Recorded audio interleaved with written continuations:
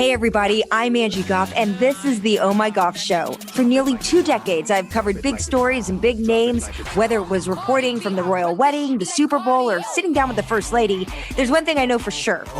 Behind every headline is a human story, one filled with ups, downs, laughter, and life lessons. Each episode, we'll tap into some pretty incredible minds, people who've found true success in chasing their dream or changing the world. It's the story behind the story that I hope will inspire your own. This is the Oh My Goff Show with Angie Goff. Hey, how's it going, everybody? So great to see you back for another episode of the Oh My Goff Show. And boy, I'm really excited because today I have a special announcement. We are starting a new segment, and it's called Good Question. I'm sure you have something going on your mind. It could be about anything. See this text number? Yeah, that's my direct line. You can hit me up, 202-918-5313. You go ahead, send me a text message, and then just fill in the info so that I have you saved into the phone, and ask me anything. I mean, typically, I don't want you asking just about me because I want it to apply to the masses. This is Micah. And he wants to know, what's the latest forecast of when the cicadas will go away? I just wrote him back. Let me ask Sue, and I will hit you back. By the middle of June, they are greatly diminished. And by the third week of June, you're only going to see a few here and there in the trees. Listen, I am not a life coach. I am not a professional by any means or an expert in anything, but maybe I could tap into my resources like Sue, who knew about the cicadas, or a financial expert that we've had on the show before that I know, or my friends that do real estate, or my friend who is a dating coach. This individual would like to remain anonymous. I turned down an opportunity to start my own business. Was this a good idea? In my opinion, yes, it is a good idea. If you turn down an opportunity to start something that you believe in, I know that is scary, but that's a good thing, because it's when we're scared that we get out of our comfort zones, right? You know, that's where the whole risk-taking factor plays into. That's where we are able to pull that thing called motivation and perseverance. The hard part is sustaining it. So that is where you kind of have to have your ducks in a row. If you're going to make this leap, it's important to block out the excess noise. It's important to surround yourself with people that believe in you and hopefully believe in your vision.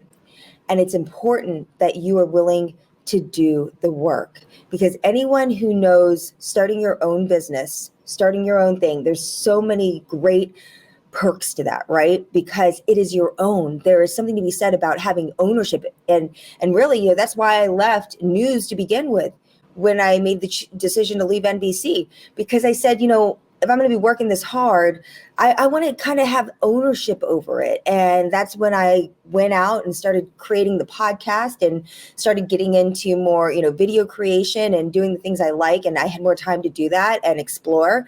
Learned a lot, met a lot of cool people. Still a struggle every day, right? You know, because you're still trying to make it. But it opened up other opportunities too. Making that decision and following your heart is never enough. You have to follow your heart, but do the hard work.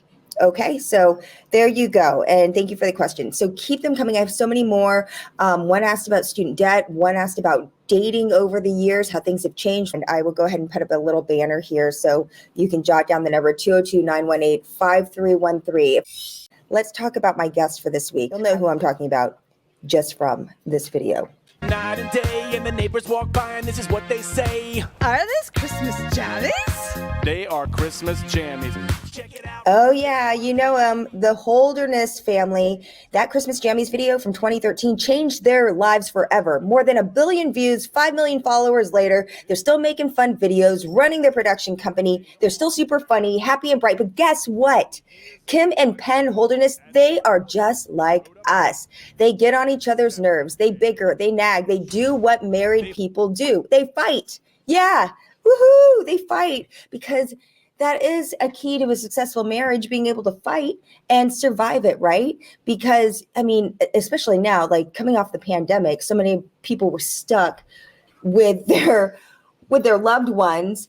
And I know you're so, oh my gosh, I'm sorry, guys. I'm getting, my dog wants hugs. Okay, I love you, Dolly. So, oh my gosh, now she's breathing into the mic. Oh my God. Dolly, Rebecca. Oh my goodness. Okay, you gotta sit down. This is what happens when you have a Bernese Mountain Dog that's like 150 pounds. She can just overtake you. You know, Penn and Kim have been doing what a lot of couples were forced to do during the pandemic. They've been working from home together since 2013 and, you know, trying to still make a marriage and a family work. So it's really awesome because they have decided to do something that they had never done before. And that was work on their marriage, go to counseling, get a marriage coach, and for the most part, or a psychiatrist or a therapist. And it was through that experience and that journey, it was so eye-opening and so life-changing for them that they decided to share it with all of us. I mean, they are dropping some serious gems during this interview, and they all come from their new book, Everybody Fights, so why not get better at it? Oh my gosh, my other dog is here. Oh, dear. Real quick, this is our new one. Say hi to Mandu, which means dumpling in Korean. Say hi, Mandu. Yeah, I know. You're so cute. All right. So, without further ado, I introduce to you a couple that we can learn a lot from and have a lot of laughs along the way, Kim and Penn Holderness. I feel like I know both of y'all since 2013 when you inspired me to go and buy my family a bunch of pajamas. I think we did it on July 4th. You guys did it in 2013 during Christmas. And by July 4th, I showed up with July 4th pajamas at the beach and I just mortified my entire family. But it was great. But that was the time that really changed a lot for y'all, right? That video changed our lives. Like people still play it and I refuse to be embarrassed about it because that video really changed our lives. For those people who are living under a rock and don't know the Holderness fam, tell me how this all came about. We were both news, broadcast news people. I worked for ESPN and ABC, and then I worked for a local station in Raleigh. Kim was at Inside Edition. She did some work in Raleigh as well, and then decided to get out of that business and start our own production company, basically. And the two of us, like while I was anchoring, I was also kind of moonlighting as her editor in her basement. So we stayed busy shooting videos for other people. I wanted to start a production company. So I bought a camera. So I'd go out and shoot everything. He was still being a news anchor from 3 to midnight. And he would wake up in the morning and then edit the videos I was shooting. And I was doing like real estate videos. Like basically I was shooting commercials for people. Mm-hmm. And then that was the year in December, I said, like, I think it would, like, you need to quit your job. We had 2 months of savings, but we didn't have a steady client list, but I'm like, I don't think we can get a steady client list unless you're full-time. It was so scary. We had 2 kids. Like, it was really scary. And I said, let's do like a Christmas video, dance around to kind of announce to our family and friends that you're quitting your job. That Christmas Jammies video, we really thought, like, I think after the first couple hours, it had 3,000 views and we're like, wow, life has changed. Like, people are going to call us. And we thought that was just going to set us up for success to like shoot videos for other people. Yeah. We had no idea that what we do right now was a job. We had no idea that working in, so you could make a living off of social media. Yeah, I mean, because this was really, I mean, you're really like pioneers, right? You know, because you think about it, this is a time when 2013, so people were just getting into Twitter, right? Even though it had been around since like 2008. And then we fast forward 7 years later, 5 million followers, over 1 billion views. And now you're writing this book. You say you're not a marriage therapist, but that is accurate. But you've been quarantining for the last 7 years. And so you felt that you could share some of the knowledge that you've grown to learn or come to know when it comes to fighting, because being married is hard. It's tough, right? It takes effort, it takes compromise. And fighting is a part of that. And you can do it. You just got to do it right. Yeah, to your point, when we started working together, just the two of us, we were living in a home and working out of a home, and we were around and still are around each other all the time. So yeah, what the rest of America has experienced over the last year, we've been doing for quite some time now. And it led to some fights. Like you said, fighting is a part of marriage. And our fights, we didn't understand why we were having the same fights over and over again. We had never had to be partners in both work and in love. And there were all kinds of adjustments that needed to be made. Kim suggested counseling. I was the stereotypical male who thought that that was an admission that I was a failure as the rock and stable person of the family. So I pouted about it and said everything's fine. She persisted. We went. I was immediately blown away by how little it was like what I expected it to be. They didn't pick a winner. They didn't. I know. I was upset by that because I just felt like I was You're like, I'm right. Everything. I'm like, I'm obviously right.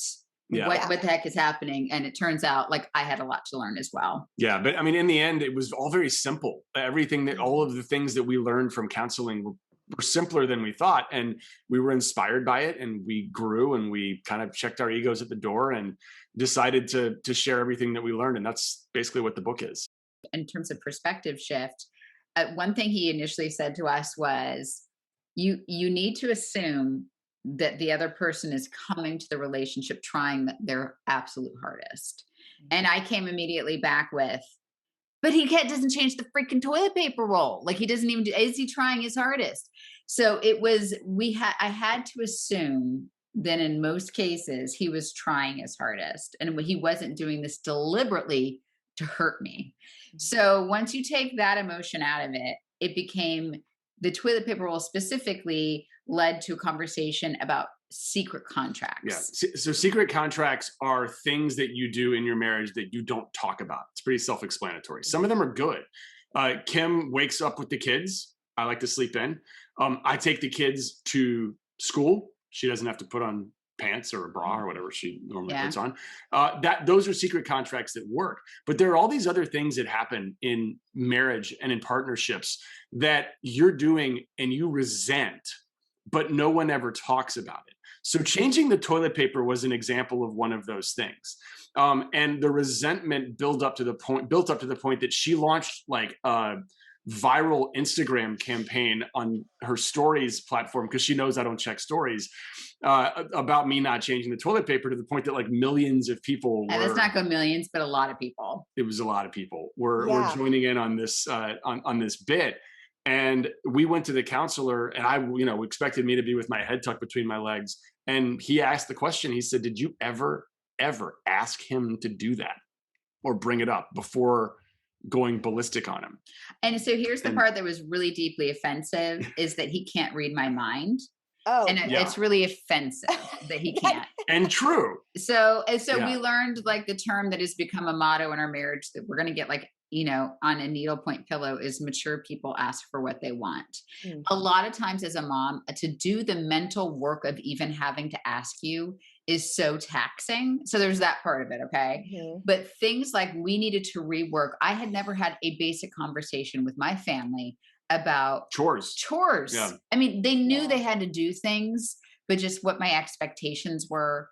And so it's a work in progress. We're still having those conversations, but now they're aware. But I will say this whole secret contract, it goes deeper than just chores around the house. Penn is the official mood keeper-upper of our house. I call him the human golden retriever. But with that, he was like, he never had a chance to be sad. And so when things are happening in his life, as both of his parents are sick. And so I had to actually say to him, like, secret contract, like it's your turn to be sad. Like you can be sad. And so we amend it. And so we just have the conversation, like, you don't always have to be the happy one, dude. So there's a lot of layers to it. Wow. Tell me about the whole airport thing. I hate airports. Right. Everyone does. You know what? Okay. So the airport in our book is the metaphor for the fight you started with. Okay. So in our first chapter, we got into a fight because I wanted to go out to dinner and Kim said no. I can't. I just took my bra off. And I said, well, just put it back on. And Can't put it everyone back on. shakes their head You when can't I put say it back this. on. You realize that No. most guys don't know this. I know it now. Well, you're doing But- a PSA. Yeah. Dudes, you cannot, it's actually, It's an cannot put- off switch Yeah. on a woman, I've learned. Yeah. But she was so upset about that. She started talking about how I was wasteful with money and I wasn't appreciating her cooking. I told her that she wasn't nearly spontaneous enough and being attentive to my needs of needing to get out of the house. She told me that, what was the next one? It just kept spiraling. So it snowballed into something completely different, where the original fight was just, hey, don't ask me to put my bra back on.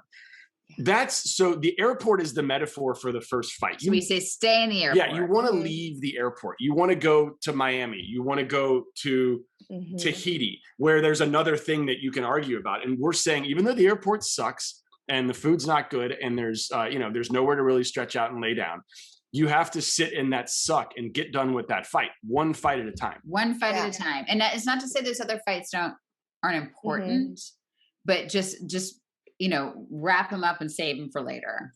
Yeah, slay in your lane. Because I feel like that's what happens all the time. And then you realize that a fight, it's just all the stuff that's built up. So, I mean, I guess the next question would be like, how do you break down all that buildup, all those other things, those other 5 other fights that you just named that come afterwards. But I think if you start and you start small, and honestly, it helps me. Just like there's another term he told us, which is like name it to tame it. And we say that a lot too, which is like name the emotion you're feeling. And so if you have, if that, and cause that fight brought up some legitimate issues. So, and it was, after we talked to him about it, like, we're going to talk about like how we could have done this better. But also, I am really concerned about our finances, and I am really concerned that we aren't going out enough, or we're not, but we don't need to tackle that now, but let's draw some boundaries around that and kind of draw on the lines of like, we are going to talk about that, put it on the calendar, but just knowing that it's there and you don't need to tackle everything right in that minute. Well, the title of the book is Everybody Fights. Why not get better at it? And in it, people love like tips. They love numbered things. And so I love the fact that you break it down to the 3 Ds that you got to banish. What are those? That's denial, distraction, and delay. We have a lot of catchphrases. I know, and it's so funny. I guess that's important. I love metaphors, and so that's the only way I can operate. So I mean, this is well, and I just said you don't need to tackle everything at once, and we're saying don't delay. Yeah. But we don't have a problem. I'm going to see what's on my phone. Let's talk about this later. I mean, it's particularly in this world where there are so many distractions. Those are ways to avoid the underlying fight. And the most dangerous fights that couples have are the ones that they're not having. They're the ones that are laying beneath your relationship that really bug you, and you're afraid of what's going to happen when you bring it up. So we like stonewalling it. Like, we did not invent that term or that concept, but like building the walls around those problems. And it's fascinating when you start those conversations about the things that are really bothering you. Like, you may not get through it in one conversation, but you kind of see the wall your partner's building, and you see like what's over the wall and like what that wall is trying to protect, like what their vulnerabilities are. And that's another case where it might be an issue that you're not going to solve in one conversation, but just name it. Just name what the issue you're having is. And just like start small, give it 15 minutes, set a timer if you need to. Because we found that, at least, like, we were just not talking about a lot of things. John Legend, I think, not too long ago, mentioned how they were going to counseling, and he said, we go to counseling when things are going right. Yeah. When things are going right. Do you support that? Do you think that's a good idea? Yes, absolutely. In fact, we had a pretty good marriage when we went to counseling. The metaphor that we use is guys, this is especially for guys. We take our car in for an oil change every 3,000 or 5,000 miles when it's running perfectly fine. We mow our lawn. We take the weeds out of our yard. We clean the toilet. We do maintenance. Change the filters. Yeah. Why don't we do any maintenance on the most important thing in our lives, which is our marriage? So I mean, when John and I were vacationing in Tahiti, we were talking about this, and no, I wish we were. He's really smart. I 1,000% agree. And I think if anything, if this book can destigmatize what going to counseling looks like, because and if a couple really needs help, they should absolutely seek that out. It changed us. And like Penn said, I mean, we weren't like flipping tables and cussing at each other, but there was just like that low level conflict. Yeah. And it would peak up, and we had a good marriage. We were not going to get divorced. And listen, the divorce rate's like 55% right now. We were in the 45% that we were not going to get divorced, but like, was our marriage going to be amazing? I don't know. So now I can say with great confidence that it is. And then we put these principles to work, and it's so funny. We had a fight like 2 weeks ago, and I was like, let's go through. We had the book printed. I was like, I would like to go through this post-fight analysis. And he's like, we're still in the fight, so we can't actually realize that we hadn't had the fight yet, which was really funny. Oh my goodness. We're trying to use it as a textbook, and we're still, it's all.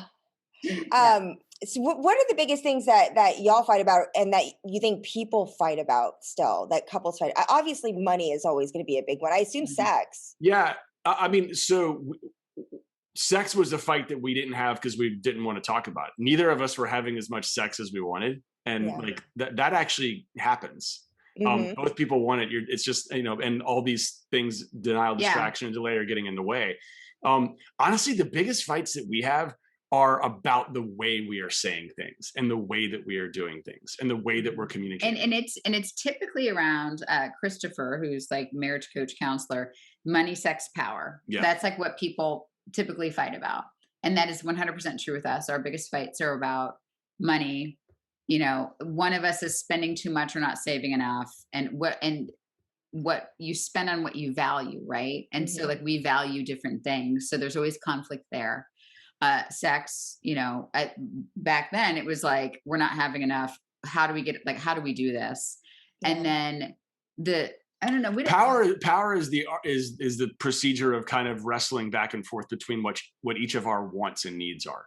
So like, it's that kind of tug of war that happens in every marriage. Yeah. But another example of power is the way that we talk to each other. Yeah. Like, we know how to hurt each other, and like, are we using that when we shouldn't be? Yeah. And also, this has to be a good example for the kids too. I mean, I grew up with a military father and a Korean mom, and so it was everything we did. But even when we're being nice, we're yelling at each other. And then my own house, so it's the same thing. When we're aware of it, we try to correct it. There's a way to do it. I mean, so there's a benefit to this. I really believe so. And I mean, even before we had kids, because my parents were divorced. And, but they tried really hard. They went to lots of marriage counselors and stuff, and they're great people, but there was a lot of conflict in my house. And so I struggled because they'd fight at night, and then in the morning they'd be making breakfast all lovey-dovey. And I'm like, what the hell just happened? And the mixed messages. Yeah. Like, well, how did that happen? And so I never really got to see how that was resolved. So we've always made it and again, our fights were not swearing at each other. We're not slamming doors and anything like that. Yeah. So our fights, our conflicts, like the kids, if the kids are there, they're a part of it and they're seeing it. And we even say, like, we're doing this right now so you can see how people who deeply love each other are going to resolve this. And I have to say, it's made us more resilient in our fights. Like, we get over them so much faster than we used to. It's like, we have our conflict, and then it's okay. What's for dinner? Are you going to go get this kid? Is this kid has basketball? Like, and it's done. Yeah. I hope that they can then model that in their future relationships and even friendships, and with each other. Yeah. So I guess that was my next question: is what is your takeaway? Because in a time where we have more self-help books and more guides out there to help people more than ever, and then we've got the internet, which is full of good stuff, but also full of crap. What's the big takeaway that you hope people will get when they read your book? I hope that it teaches them for me, the biggest hope is that it teaches them how to communicate better with someone who they love. That's at the center of this entire book. And it's not just the words you say, it's how you say them. And I mean, on top of that, learning how to actively listen to and validate what the person across from you is saying. Your job is not to fix whatever is going wrong with the other person in your relationship. Your job is to hear them, to be their hype man, and to be the audience of their story. To be the person who goes along with them and enjoys their story, not fixes it and saves all their problems like Jerry Maguire. And the best way to do that is by having a dynamic conversation, whether you're fighting or whether you're sitting around the dinner table where both people are feeling hurt. Yeah. And fighting right takes work. This is going to take work. And I have to say, you know, we titled this like Everybody Fights. So people are like, oh, I don't fight with my spouse. Well, maybe you should. Mm-hmm. And I think maybe it should have had a different title, because like we talk a lot about magic words, and we're you know, we majored in communications, and we're word people. We write for a living, but there are in this book things that I didn't know, and literal scripts and phrases that we use on a daily basis that we plugged into our lives that changed our marriage. And so these magic words totally shifted how we talk to each other, how we talk to our children, how we talk to our friends. And it made such an impact on our life. And that's why, you know, we do these goofy videos with these jazz hands, and we've done like 1,000 of them. I'm not even sure how many we've done. But this book might be the most important thing we've shared because of these tools and principles we've learned and put into practice. Yeah. And you definitely got to read the book to get all of those and to get the secret sauce. But is there a few of the magic words that you could share with us right now? Sure. Tell me more is the one that I learned the most about. And I hear you. I have ADHD, and I am always waiting for the next thing to say.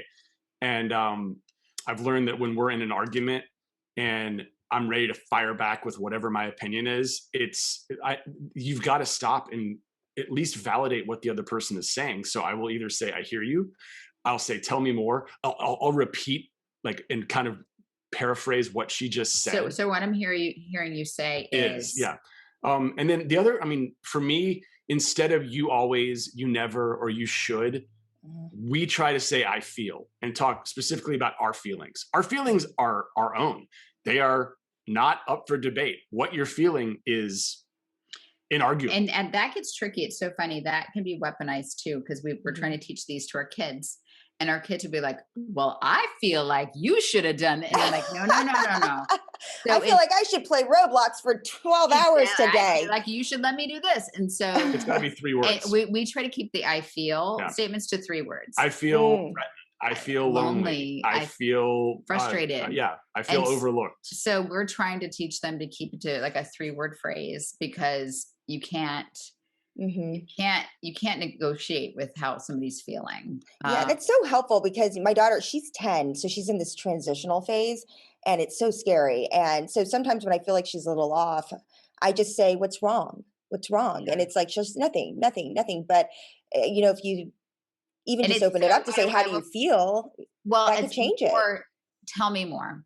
And I use this in the car when they're seat belted in and can't go anywhere, and they're looking straight forward, so they don't even have to make eye contact.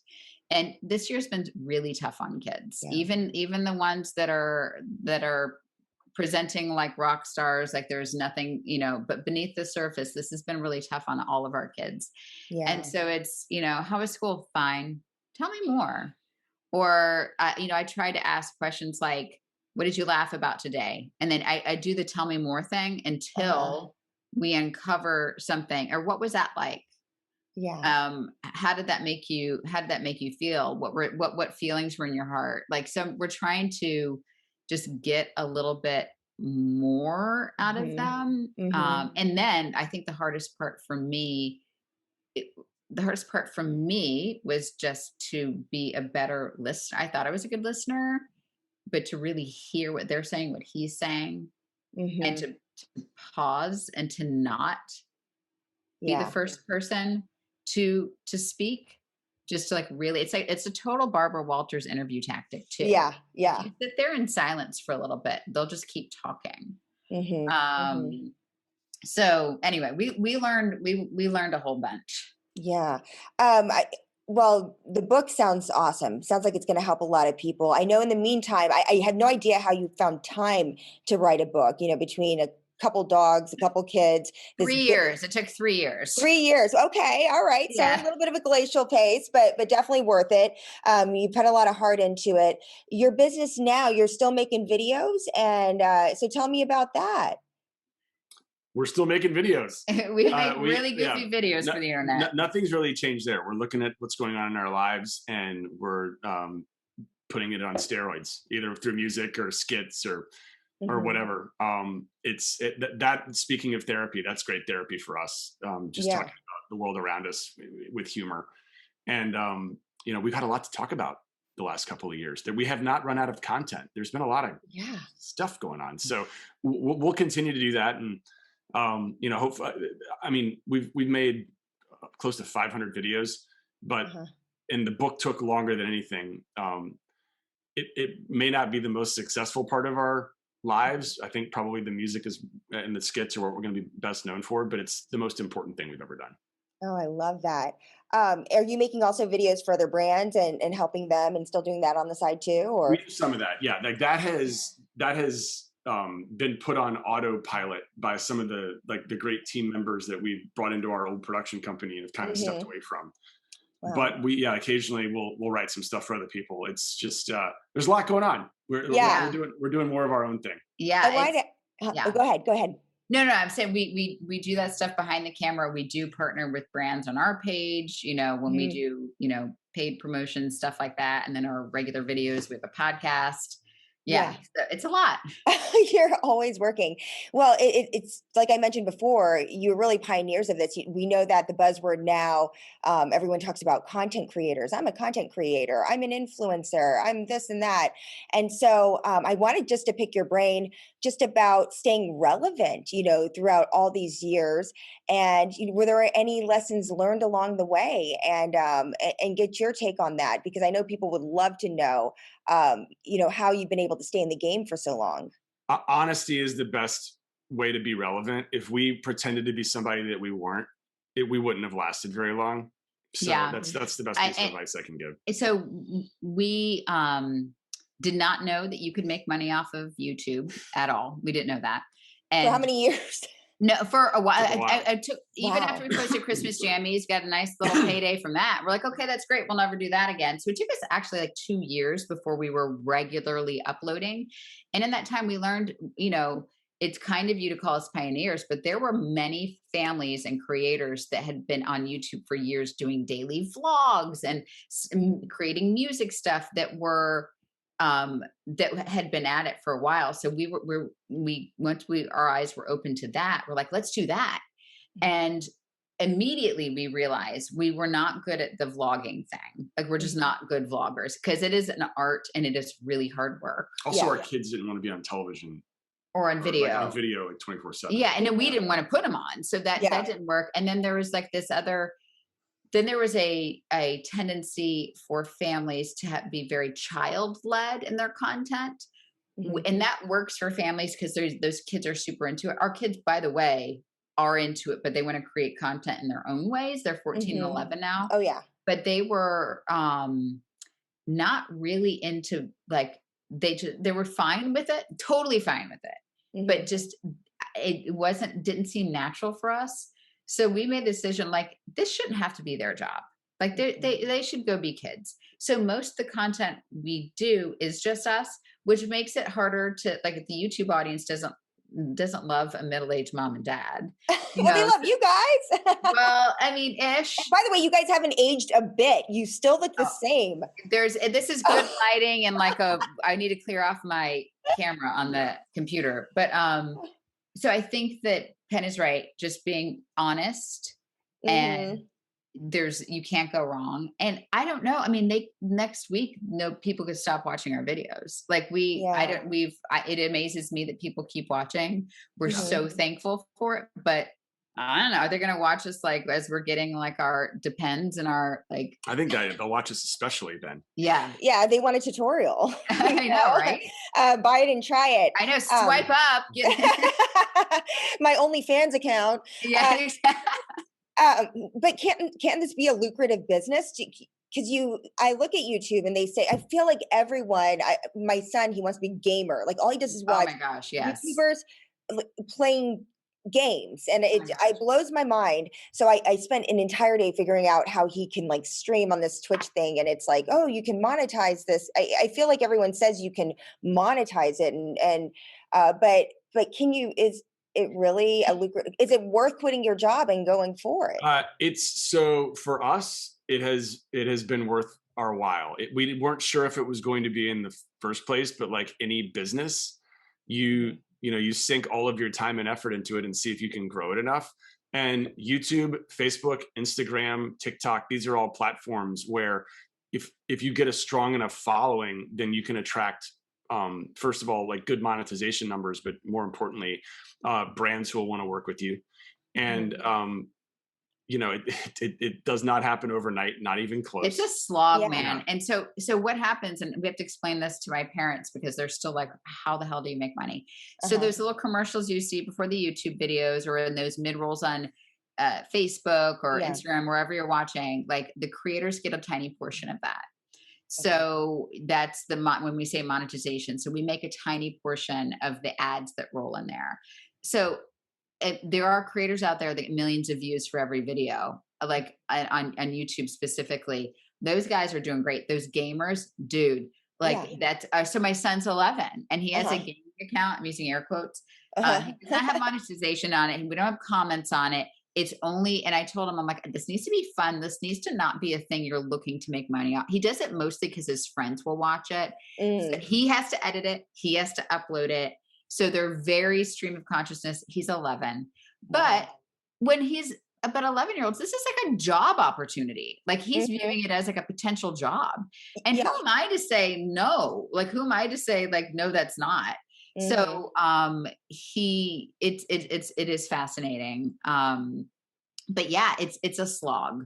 Some people we had Christmas jammies overnight, like crazy numbers. We did not replicate that for a long time. Okay. And it's been like active. Like we have this other channel that we've started and it's called Craft Busters, and it's like crafts. And we're trying to find the format, produce it from behind, not be on camera. It's like we're starting from scratch. I'm like, dude, this is hard. Yeah. And, but that being said, I cannot imagine going back into a newsroom being a news reporter right now. Right. Like I can't imagine going back to a marketing company. I will, if people stop watching, like I don't have an ego about it. I will go drive an Uber or go apply for a job at a marketing company. I'll totally do it. But right now we're writing this as long as we can. Yeah.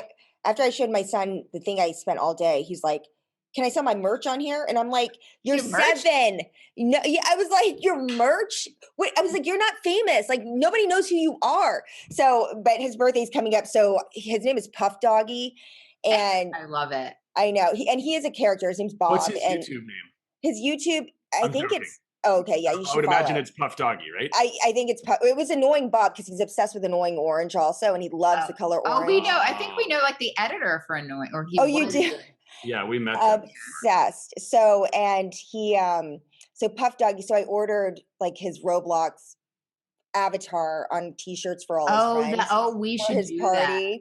Yeah. And so in masks with Puff Doggy with like smoke on it. So, cause I can, I love editing, so I just put it together, but I was like, so here's your merch, but no, that's amazing. No, our son, that's everybody. So 11-year-olds or 7-year-olds know that like they want a merch line. Could you imagine being 7 or 11 going like, where's my merch? Like, no. I mean, it's an actual thing that if you do it right, can be very lucrative. There's some gamers out there that make a lot of like, the one he loves, I read his story, like 14 million. Oh, easily. Yeah.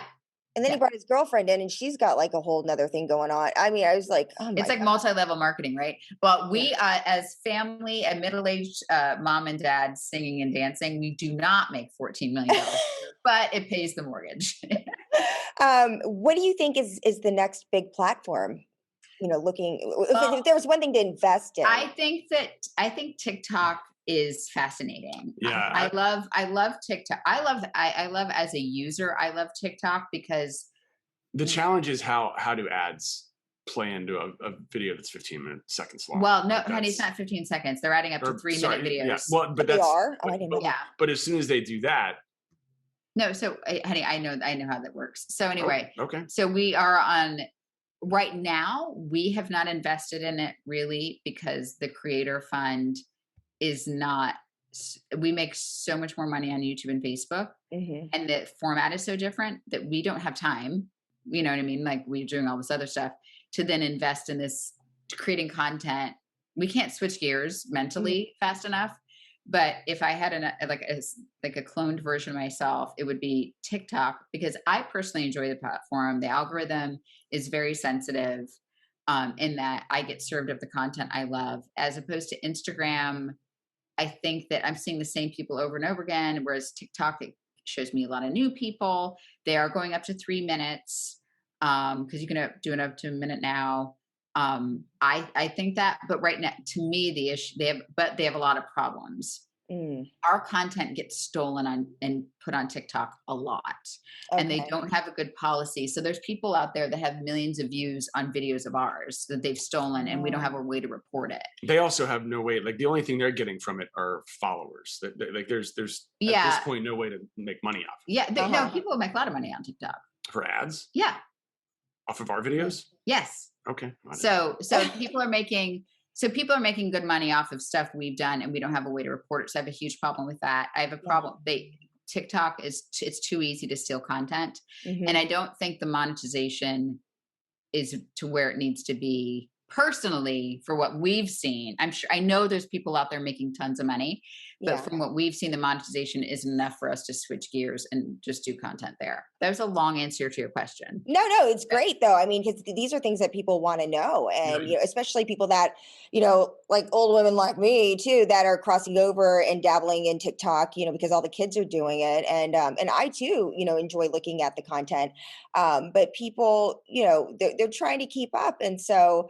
As someone, like I mentioned, who's been in the game for a long time, you know, it's great to get your take on it. Yeah. But that being said, like email marketing's not dead. Like old school blogging, email marketing is not dead. And like there are, I think that Facebook, Instagram, YouTube, they're not going anywhere. But if you want to be, you know, to me, that's where I would invest more time. And I think it's easier to grow on there.